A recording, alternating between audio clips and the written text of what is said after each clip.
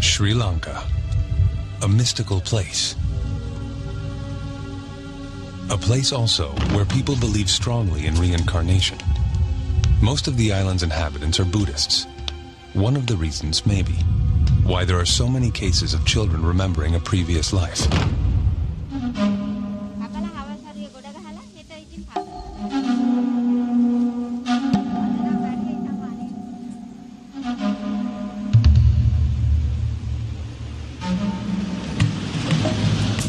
Professor Erlendur Haraldsson of the University of Iceland, on his way to visit his best case. He has spent over a decade studying the possibility of reincarnation on this island. Sri Lanka is a good place to study cases of children who speak about a past life, because here you find a few cases every year. And Haraldsson's cases are more convincing than any American case. The cases in Sri Lanka and in the United States differ in several respects. First of all, in the States, these are mostly in-family cases. Here in Sri Lanka, in-family cases are rare. I've only had a few. And secondly, the details seem to be greater here in this country. What makes Haraldsson's cases so intriguing is that the children remember not the life of another family member, but that of a complete stranger. Haraldsson crosses half the island to meet with his most fascinating research subject, a girl by the name of Dilukshi. This is a very interesting case because Dilukshi was talking about memories of a previous life for almost 3 years and doing so persistently and repeating the same story over and over again. The little girl Haraldsson is about to meet shocked her parents when she said that she was not really their child. She claimed she had another mother and father elsewhere. She was saying that she had lived in a place near Tambula, and there was a stream there. She had fallen into a stream and drowned. Haraldsson hopes the trip to meet Dilukshi may yield some answers. I was always interested these images or thoughts or behavioral characteristics that are sort of out of tune with their present life. How do they arise? How do they come into these children? Sri Lanka. On his way to investigate claims of reincarnation, Professor Haraldsson and his translator finally arrive at the home of Dilukshi Nisanka.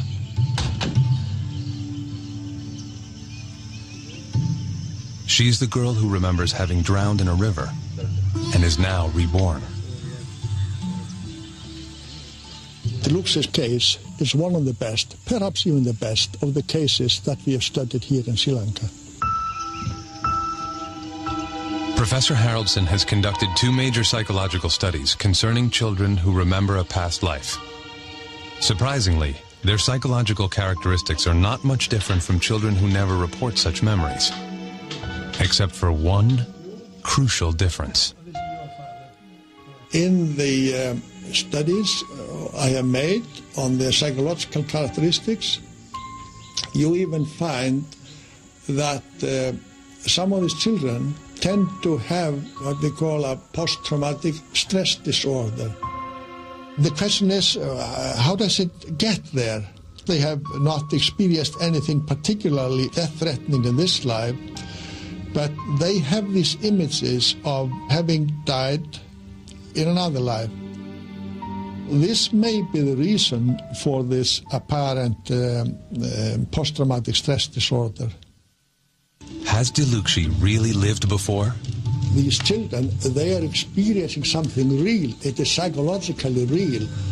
They have these images of what they interpret as of a past life, and some of these are concerned with how they died in the alleged previous life. And that's usually a painful way of death. It's a violent death, unexpected death, sudden death. Could Dilukshi just be making her stories up? If they were making up some fantasies, then one would expect them rather to make up some fantasies of a better life or something that would be of some satisfaction to them. But to think about how they died is not really a pleasurable fantasy. For the Nisanka family, Dilukshi's memories are painful. Every time they talk about it, they are reminded that Dilukshi does not feel part of their family. It is especially difficult for her mother. She first started speaking of her previous life when we took her to Montessori preschool. She also mentioned when we went to the temple that her temple was in a different place. And when we had our meals and went to bed at night, she would again mention her previous life. In fact, I had become so irritated by what she was saying that I beat her once. I felt very bad about all of this. Dilukshi was constantly speaking about her previous family. It felt as if she was condemning me for being a bad mother, for not looking after her properly. Could she tell us what it is that she still remembers? There was a footbridge across the stream near my house.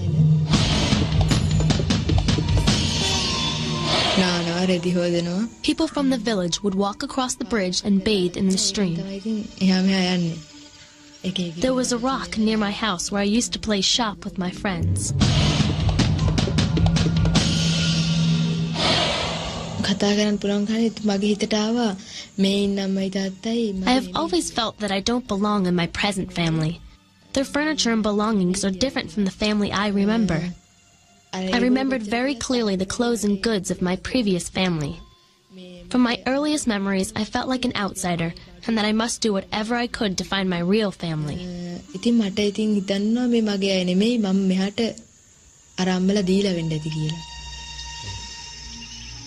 Which means these memories are real to Dilukshi.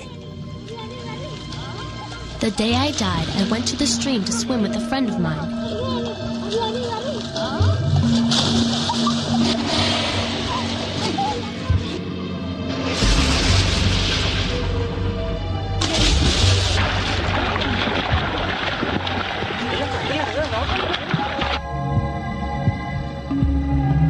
And then, somebody pushed me.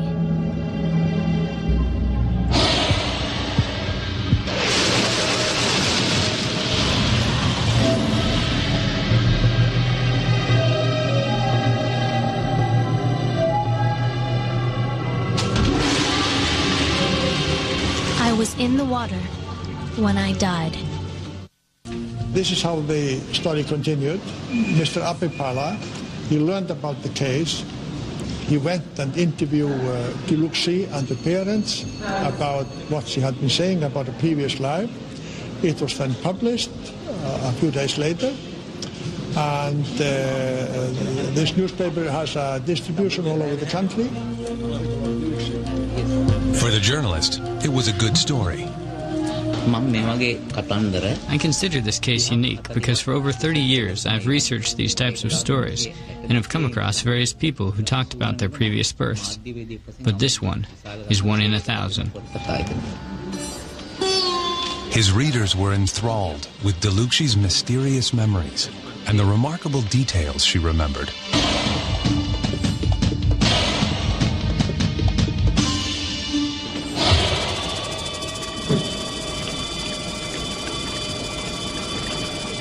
But for now, one question remains unanswered. Will the scientists find a match to Dilukshi's memories of an earlier life and death?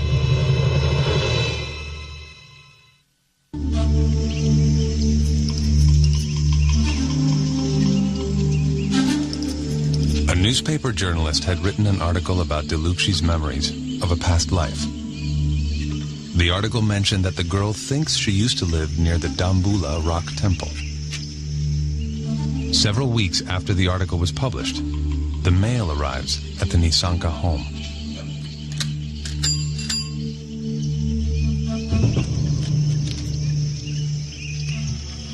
When the postman handed Mr. Nisanka his mail that day, He was surprised to find one letter postmarked from Dambulla. He had no friends or relatives in that part of the country. When he opened the letter, he was stunned.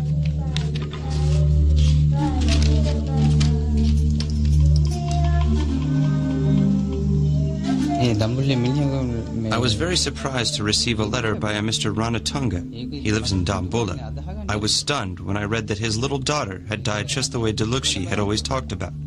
He talked about the river and the footbridge. His little girl was called Shiromi. Shiromi's father confirmed many of Delukshi's statements, and he said he would like to meet her. I missed my previous parents very much, and I longed to see them again. After this letter, my second mother was finally convinced, and she agreed we would go and meet with them. There was nothing her current parents could do. Delukshi was now determined to meet the people who she believed were her true family. If they would not take her to them, she threatened to run away.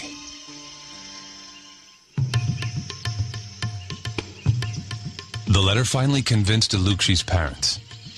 They were going to take her to the place where she thinks she died. They took Delukshi on a 6-hour drive to Dambulla. When they came closer to the city, Delukshi began to recognize landmarks. She even started to direct the driver toward the house where her previous family lived.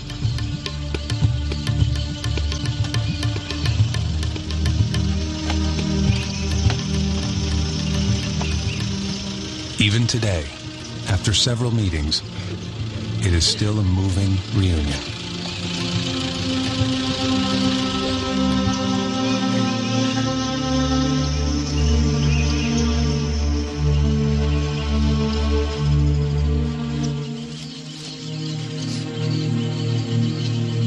For Professor Haraldson, a rare opportunity to witness what could be two lives intersecting.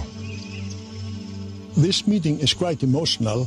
It's only about in a third of all cases in Sri Lanka that you are able to find a connection between what a child is saying and a previous family or a person who died that fits the description. This is very rare. Professor Haraldson is astounded by the change in character as soon as Delukshi meets her previous family. She is less withdrawn and seems to fit in much more naturally with this family. Could she really be this little girl, reborn? Shiromi was a very obedient girl who never left the house without informing us where she was going. She always left the house with her younger brother and her sister to swim or to play. And one day she just did not come back. I was so upset that Shiromi hadn't returned home that I ran about looking for her. When they found her in the water, I fainted upon hearing I'd lost my daughter.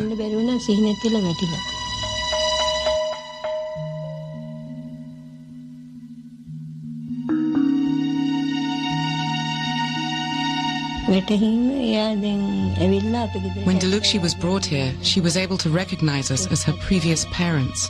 She was also able to recognize her old belongings and the neighbors who lived nearby. All of this convinced me she was my child, reborn.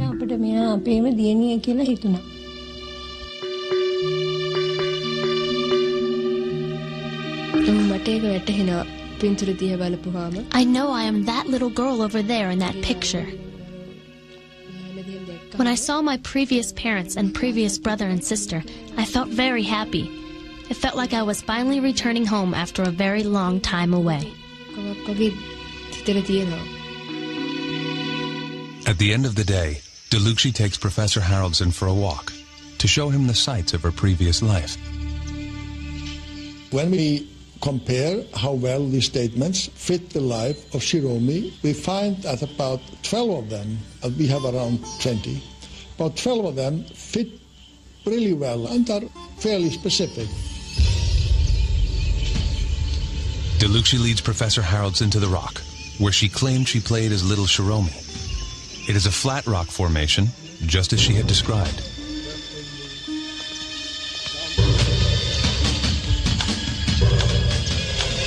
The footbridge over the little river is also there. And this is the spot where Shiromi fell into the water. When I come to this particular spot, I become very afraid. In general, I am not afraid of water. But when I come to this spot, I get very scared. Delukshi tells the scientist that she remembers black spots just before she died. Haraldson thinks the water plants growing in the river might account for this. I think there is something real there. She has some real images of these events, but I think these images, these thoughts were with her from a very early age and even continue to some extent up to the present day. Delukshi herself is convinced that she died here, in her previous life. For many who evaluate the evidence that Haraldson and his colleagues have gathered, the answer is simple. If you believe in reincarnation, this research gives some scientific basis to this belief. I think there is some likelihood of life after death, and I think that there might be something real in these memories, and that would then support the theory of reincarnation.